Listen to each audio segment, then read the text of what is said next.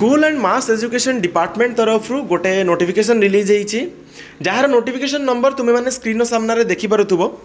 State government after careful consideration have been pleased to decide that Godavarish Mishra Adarsha Prathamik Vidyalaya scheme shall be implemented through Odisha school education programme authority OSEPA द्वारा and Aitihya Vidyalaya scheme shall be implemented through Panchasakha Shiksha Setu PSS.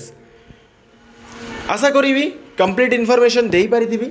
जदि आपण माने channel को नुआ channel को एपर्यंत subscribe करना छोटिया request रहिबो चैनल टी को सब्सक्राइब करदेवे पाखे बेल आइकन थी क्लिक करी ऑल ओवर क्लिक करने को कदापि भूलें कहीं एमती इनफॉर्मेटिव वीडियोज यही चैनल में सर्वप्रथम पोस्ट होता है।